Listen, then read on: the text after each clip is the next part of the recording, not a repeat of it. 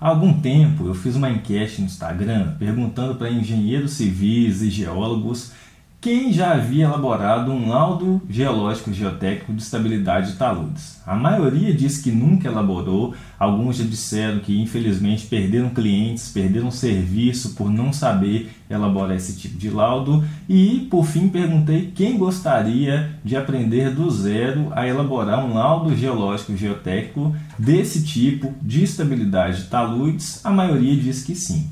Dessa forma, pensando em te ajudar, pensando em ajudar essa turma, eu montei com muito carinho um material, uma aula sobre a elaboração desse tipo de laudo e é o que nós vamos ver agora. Primeiramente, eu gostaria de te perguntar o que é um talude, o que é uma encosta. Para a gente elaborar esse tipo de serviço, nós precisamos conhecer, nós precisamos saber a definição desse tipo de estrutura, assim nós podemos dizer. Então, vamos lá?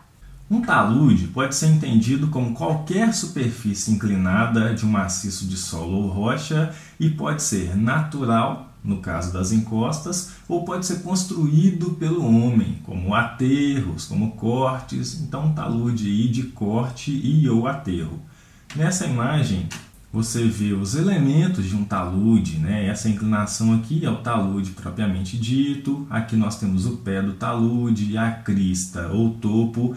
E existe, né, a possibilidade de um escorregamento, de uma ruptura dessa massa de solo ou rocha que vai ser delimitada por uma superfície de ruptura. Então essa superfície delimita a massa a ser escorregada da massa estável ou do restante do maciço. Basicamente isso é um talude com seus elementos.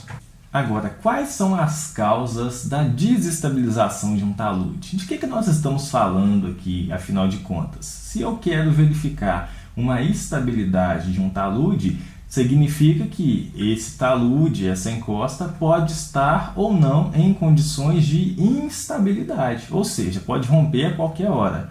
Então, dependendo do tipo de empreendimento que você estiver trabalhando, que você foi solicitado por um cliente que possui aí um loteamento ou um terreno que tem aí uma encosta, um talude de corte ou aterro, você vai precisar atestar a estabilidade daquela encosta, daquele talude. Sendo assim, nós precisamos entender quais são os mecanismos que podem levar à desestabilização desse tipo de estrutura. Vamos ver quais são? Aqui alguns exemplos. Primeiramente, a redução dos parâmetros de resistência do solo ou rocha a partir do intemperismo químico, físico e também não podemos deixar de citar o intemperismo biológico. Sim, ele existe, ele é real. 2. Mudança na geometria do talude.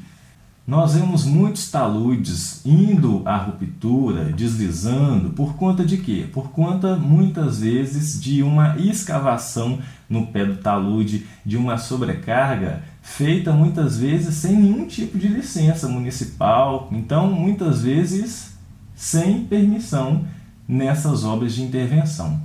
E é o que nós citamos aqui, ó, cortes no pé do talude, aterros no topo, mudanças naturais de inclinação da encosta. Às vezes nós temos uma encosta pelada, ou seja, sem nenhum tipo de revestimento por gramas, né, gramíneas, e isso, a partir do intemperismo, tende a ir mudando, alterando essa paisagem, alterando a inclinação, as feições físicas, obviamente, dessa encosta. Isso também é uma forma de desestabilização.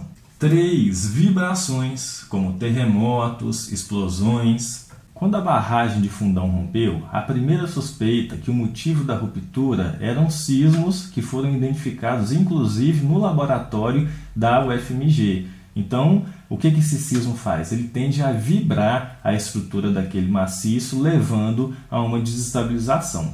E mais o que?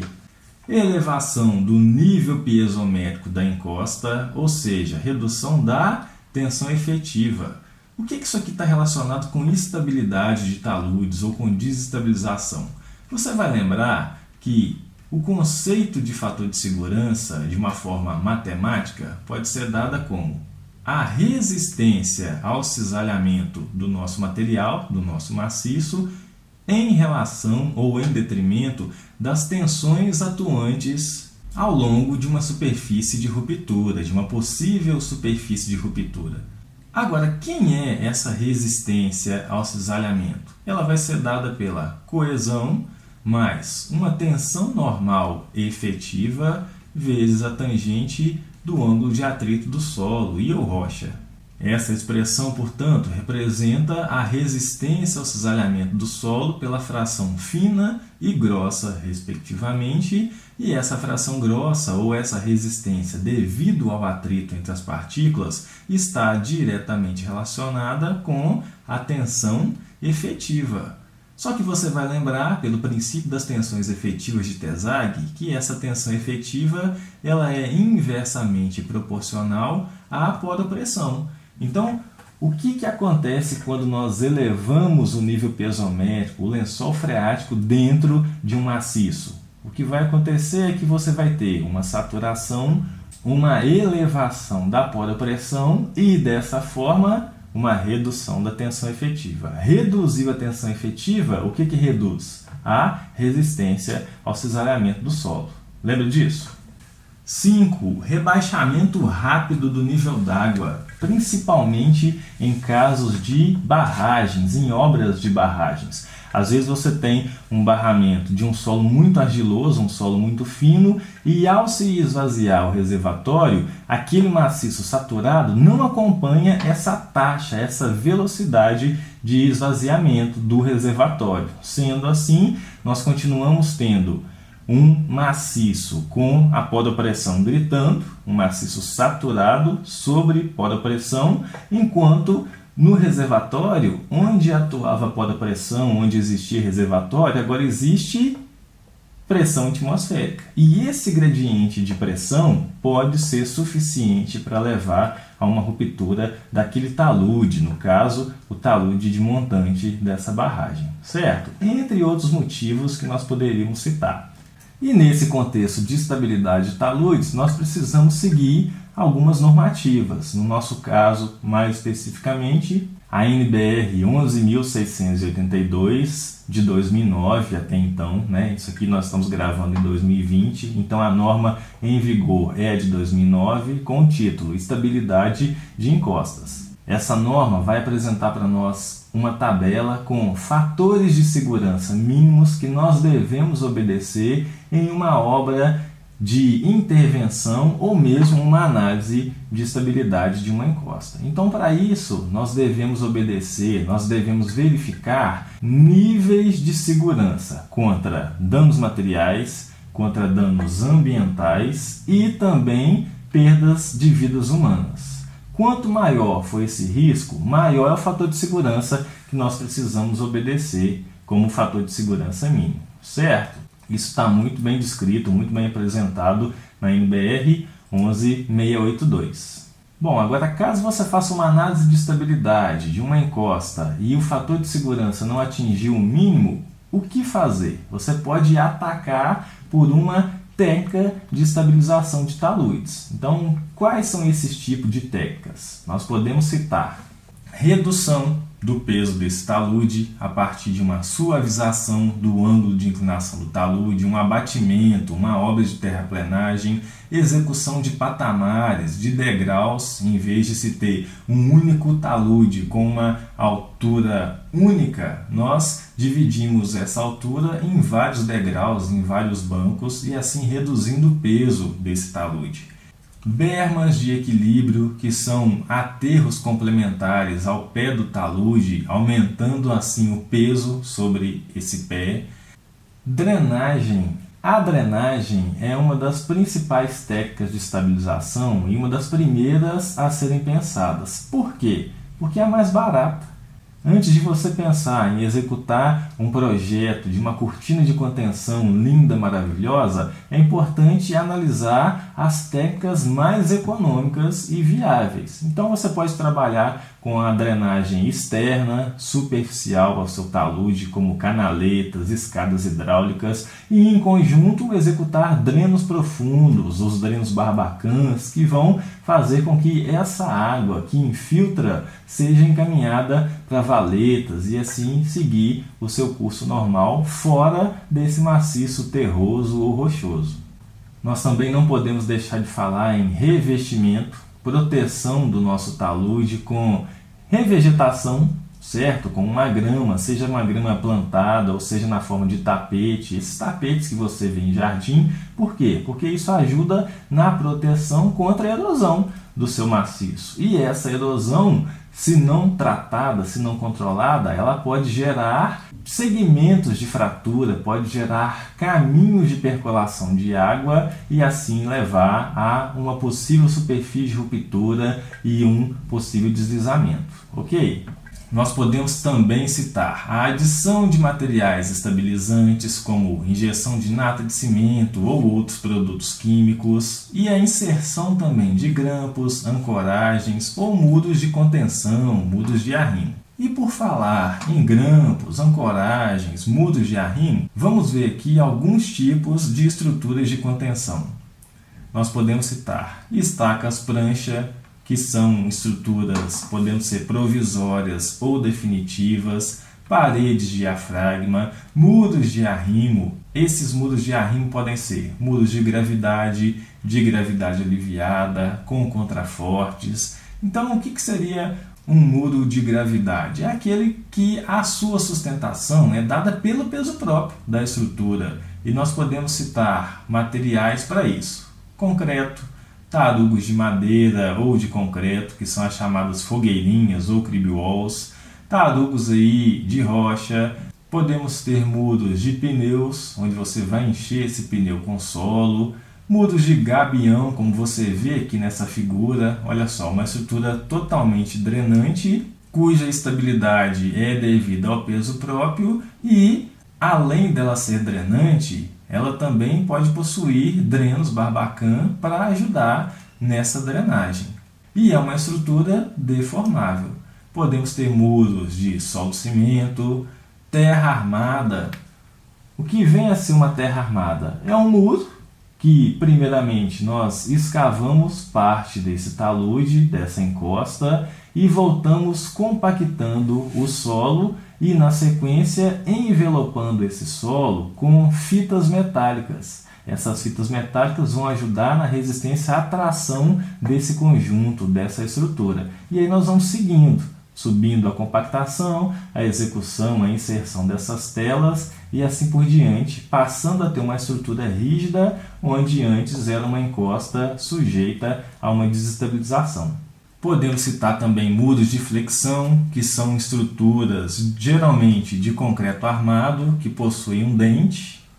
Então, como se fosse isso aqui, ó, você tem aí um dente de concreto também, né, concreto armado, e sobre esse dente você vai compactar o solo, e aqui está o restante do seu maciço, da sua estrutura de solo, né, maciço terroso ou rochoso. Então esse muro conta com o peso próprio do solo. Essa é uma vantagem principalmente contra tombamento, né, na resistência ao tombamento, e também ajuda sim na resistência ao deslizamento desse solo, desse maciço. Podemos citar solos reforçados com geossintéticos. O princípio é muito similar ao de terra armada, mas em vez de usar telas metálicas, nós usamos geogrelhas, certo? Podemos citar também solo grampeado. O que vem a ser um solo grampeado? Consiste na inserção de barras metálicas, grampos, que a partir do momento que eles são inseridos no solo, você pode deixar com que o solo venha deformar e aí essas barras vão agir. Por isso essa estrutura é chamada de estrutura passiva, uma contenção passiva. Primeiramente, ela fica lá, parada na dela dentro do maciço.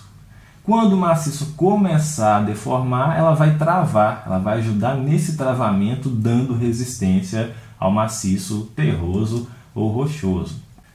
E cortinas atirantadas são estruturas com barras de aço cordoalhas também inseridas no maciço, só que agora nós vamos aplicar uma protensão nessas barras. Vamos pegar aí um macaco hidráulico, protender e estirar essas cordoalhas para que elas forneçam resistência à tração, na forma de protensão, ao nosso sistema. E como o processo aqui é de inserção de protensão, nós falamos que essa estrutura é uma estrutura ativa em detrimento do solo grampeado. Bom, e agora tratando do nosso assunto propriamente dito, como e por onde começar a elaborar um laudo de estabilidade de taludes? Nós temos normas, guia, nós temos algum material de referência? Sim, a nossa primeira referência é a NBR 11682, a norma de estabilidade de encostas. Agora, além dessa norma, nós também podemos ter termos de referência que são elaborados pelos órgãos municipais ou até mesmo estaduais para dar o direcionamento a um profissional sobre como elaborar esse tipo de laudo. Então, vamos tratar inicialmente da NBR 11682. Do que se trata essa norma? Essa norma é destinada a que tipo de estudo? O seu enfoque é no estudo e controle de estabilidade de encostas e de taludes resultantes de cortes e aterros realizados em encostas. Então essa norma não é destinada a taludes de barragens, a taludes de minas, de cavas a céu aberto, joia? Ela é destinada a encostas e taludes de corte ou aterro, geralmente aí em loteamentos, geralmente em terrenos onde você possui aí uma encosta alvo de algum tipo de terraplenagem. E a norma vai estabelecer condições para estudos, projetos, execução, controle e observação de obras de estabilização, caso sejam necessárias. Então está aqui, ó, condições para estudos. Esse é o nosso interesse em um laudo de estabilidade de taludes, ok? Então aqui você vê uma imagem da própria norma mostrando aí o que seria um talude de aterro, um talude de corte e aqui em 2D, né, em uma vista lateral. Agora, quais são as etapas a serem seguidas, a serem tomadas em uma investigação de estabilidade de taludes? A norma traz isso de uma forma muito clara, apresentando alguns processos preliminares, algumas etapas preliminares à elaboração de um projeto básico ou executivo de uma intervenção por uma contenção, por uma terraplenagem, e dessa forma preliminar, ela vai nos apresentar no seu anexo C um laudo de vistoria. O que vem a ser esse laudo de vistoria? É um relatório simples de 2 páginas, onde o engenheiro, o geólogo que for a campo fazer a vistoria, ele vai relatar a localização do empreendimento, se esse empreendimento se encontra ou não em uma área de risco, baixo, médio ou alto risco, se já existiu, se já ocorreu algum tipo de ruptura no talude, na encosta a ser estudada, se existe ou não algum tipo de intervenção de contenção, alguma obra de contenção, se existe ou não drenagem, se essa área é uma área que pode sofrer algum deslizamento e ter vidas humanas envolvidas, riscos a vidas humanas, ambientais. Então tudo isso deve constar na sua primeira visita, né? Não necessariamente a primeira, às vezes você faz uma visita lá para uma primeira reunião com o seu cliente, mas antes de elaborar o laudo de estabilidade propriamente dito, você vai obter informações, vai juntar informações dessa vistoria e aí sim proceder às demais etapas. Quais são essas etapas de acordo com a norma? Investigações geológicas, geotécnicas, ou seja, sondagens, ensaios de laboratório, investigar o tipo de material envolvido, se nós estamos falando de um maciço terroso ou rochoso, se é predominância de rocha, blocos de rocha ou camadas de solo, que tipo de solo, qual é a textura, qual é a consistência, compacidade desse solo. Essas informações nós obtemos a partir de sondagens e também ensaios de laboratório. mais especificamente para nós, ensaios de caracterização física, caracterização mecânica, que são necessários na elaboração de uma análise de estabilidade. A norma, na sequência, vai nos falar sobre diretrizes para projeto, que vai caber ao engenheiro civil geotécnico, vai caber a um geólogo de engenharia, a destinação ou o tipo de estrutura que vai ser realizada naquela obra, naquele empreendimento. A norma também vai nos dar diretrizes de execução de obra, acompanhamento, manutenção da sua estrutura, manutenção da sua encosta, do seu talude e, por fim, monitoramento.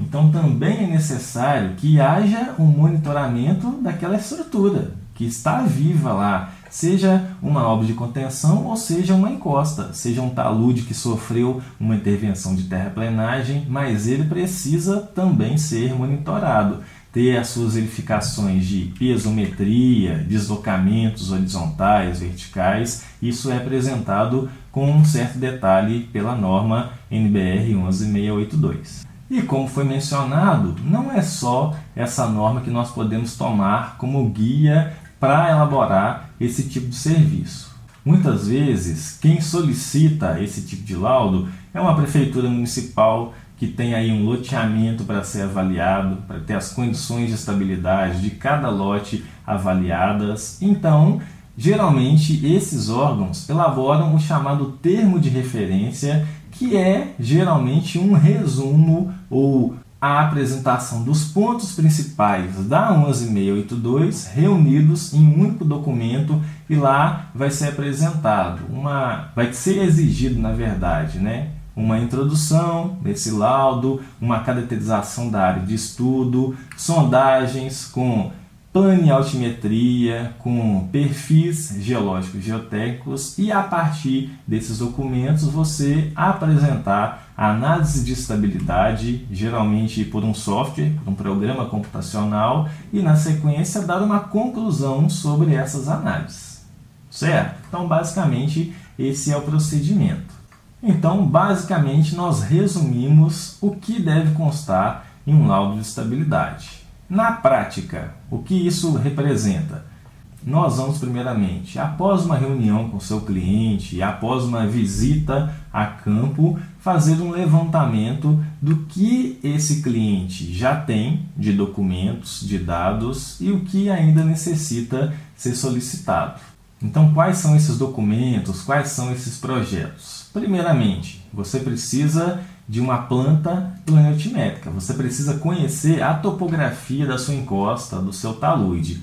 E aí, a partir dessa topografia, você vai delimitar seções para que sejam traçados os perfis topográficos. Porque esse perfil topográfico vai ser a base para a nossa análise de estabilidade. Além desses perfis, vamos precisar de investigação geotécnica, então sondagens. Geralmente nós começamos com sondagens de simples reconhecimento com SPT, porque elas vão nos permitir traçar perfis geotécnicos ou perfis geológicos geotécnicos, e nós vamos, a partir desses perfis, casá-los com a seção topográfica. E aí sim, eu tenho uma seção topográfica, um perfil topográfico com o perfil geológico geotécnico, que casados vão nos dar condições de fazer essa análise de estabilidade. O que vai ficar faltando? Os parâmetros físicos, parâmetros de resistência de solo ou rocha, dos materiais que nós temos, as camadas que nós temos naquele perfil geológico e geotécnico, e a partir daí analisar, através de um software, quais são as condições de estabilidade. Então, você precisa de parâmetros de resistência, como coesão, ângulo de atrito, sejam eles drenados ou não drenados, e também de parâmetros físicos, como peso específico natural, peso específico saturado, uma posição do nível d'água estimada, que pode ser determinada a partir de monitoramento de lençol freático. Quando você tiver essas informações, você vai quantificar o seu problema, ou seja, qual é o fator de segurança que todas essas minhas condições físicas estão apresentando. esse fator de segurança é maior do que 1,2, 1,3, 1,5. Sendo ou não, atende às minhas condições necessárias para atestar aquela estabilidade? Isso é o que nós precisamos analisar. Basicamente, isso são documentos, são projetos que precisam conter no seu laudo de estabilidade, exceto ou deixando de lado a questão de um projeto de intervenção. Então, assim que vai funcionar. Você fez lá a sua análise de estabilidade e o fator de segurança deu 1,2. Vamos supor que era um cliente que tinha um loteamento, tinha lá a sua encosta, você fez essa análise de estabilidade para ele, para aquela determinada seção, o fator de segurança chegou em 1,2. Está estável ou instável? Está estável. Se o fator de segurança está acima de 1, está estável. Agora, será que ele atende em função dos níveis de segurança exigidos? Será que o mínimo não deveria ser 1,4, 1,5? Se esse for o caso, você deve realizar uma obra de intervenção, seja ela terraplenagem, seja alguma estrutura de contenção, e aí sim analisar mais uma vez essa estabilidade. Joia? Basicamente, isso é o que nós vamos colocar em um laudo geológico geotécnico de estabilidade de taludes. Agora, não termina por aí. A parte mais interessante, para muitos a mais importante, obviamente, é como cobrar por esse tipo de serviço. O que você deve levar em consideração na hora de fazer uma precificação, na hora de dar o seu orçamento, na hora de elaborar a sua proposta técnico-comercial. Eu te diria que os principais aspectos a serem levados em consideração é experiência de quem está executando esse tipo de trabalho e também a titulação. Não se engane, um especialista em estabilidade de taludes, não necessariamente um mestre, um doutor, mas se tiver esses títulos também, isso te dá mais experiência, a não ser que a sua pesquisa, o seu mestrado, o seu doutorado tenha sido com outra coisa totalmente diferente, você simplesmente tem um título, mas quanto mais tempo você gasta batalhando, estudando aquele assunto, mais especialista você é. Não é à toa que a NBR 11682 vai falar lá de uma sequência, de uma série de atividades para a elaboração desse estudo que deve ser executada por engenheiros geotécnicos ou geólogos de engenharia.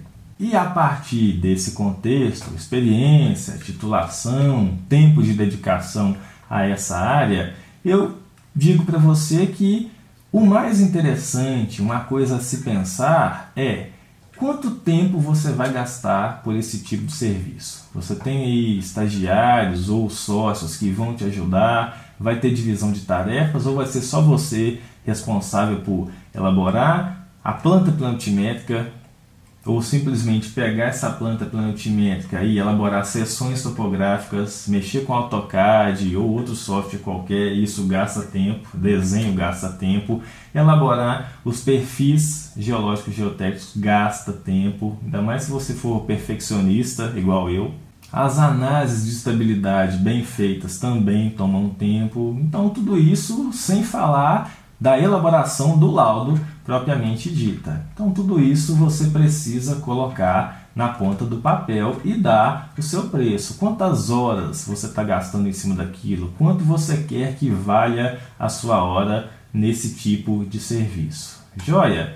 Basicamente, isso era o conteúdo que eu gostaria de passar para você, uma introdução muito bem explanada sobre elaboração desse tipo de laudo geológico geotécnico, e não poderia deixar de te fazer o convite para conhecer o meu mais novo curso de elaboração de laudos de estabilidade de taludes, da teoria à prática.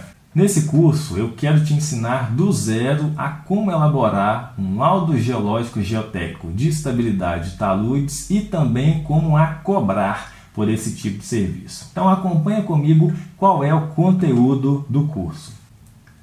Uma contextualização teórica sobre estabilidade de taludes, sobre resistência ao cisalhamento, movimentos de massa, a apresentação de documentos necessários à elaboração do laudo de estabilidade propriamente dita, Uma exploração dos aspectos principais, dos principais pontos apresentados na NBR 11682, exemplos de termos de referência municipais. Já te adianto que nós não temos muitos termos de referência, checklists, são poucas as prefeituras, são poucos os municípios que apresentam esse documento, mas eu fiz um compilado, eu juntei aqui, por exemplo, os termos de referência dos municípios de Ponte Nova, Campinas, Belo Horizonte, território paranaense. O estado do Paraná apresenta um termo estadual e te adianto que todos esses termos foram baseados na norma.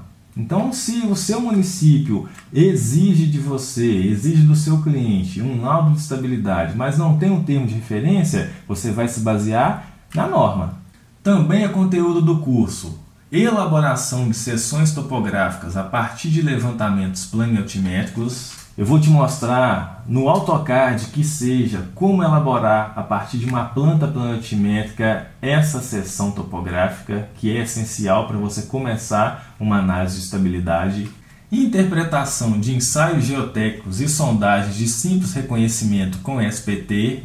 Nós vamos abordar os principais elementos constituintes de um boletim de sondagem, como analisar um laudo de cisalhamento direto, um relatório de ensaio de cisalhamento direto em solo, principalmente, e também ensaios de compressão triaxial. Quais são as informações principais que nós tiramos desse tipo de relatório? Noções de análises de estabilidade de taludes assistidas por computador, utilizando aqui o software Slide da Rock Science. Nesse módulo específico, nesse 7º módulo, eu vou te mostrar como você pode adquirir a versão de avaliação da empresa desse software. Você entra no site da empresa e solicita a sua versão de avaliação, válida por 14 dias. Se você interessar, você adquire o software. Se não interessar, você vai atrás de um concorrente, né? Hoje, software facilita muito o nosso tempo, nos dá agilidade no nosso processo, nas nossas prestações de serviço, é essencial. O século XXI está aí, a tecnologia está aí para nos ajudar, para agir ao nosso favor. O importante é que você não seja um piloto de software, você saiba toda a teoria, toda a contextualização teórica que está embutida nessas análises. Um 8º módulo sobre confecção do laudo geológico e geotécnico de estabilidade propriamente dito. Nesse módulo eu deixo para você um exemplo de um laudo meu, um laudo que você vai poder utilizar como modelo em documento Word totalmente editável. Precificação e orçamento, como cobrar por esse tipo de serviço. Como elaborar uma lista com os serviços que você precisa executar para fazer o seu laudo e como cobrar por cada um dele, desde a visita de campo até o laudo propriamente dito. E um último módulo sobre elaboração de propostas técnico-comerciais. Como montar um documento apresentando o seu orçamento, desde a visita técnica até a elaboração propriamente dita desse laudo de estabilidade. Esse curso tem 12 horas de duração, divididos aí em 50 aulas, 50 videoaulas, certificado de conclusão, tem exemplos, como nós comentamos, de laudo de estabilidade de taludes e de propostas técnico-comerciais, 2 anos de acesso, você tem 2 anos de acesso à plataforma do curso. E aqui na descrição do vídeo você pode fazer a sua inscrição no curso. Eu te garanto que você vai ter mais segurança em elaborar esse tipo de serviço, não vai mais perder cliente por não saber elaborar esse laudo. Fico por aqui e grande abraço!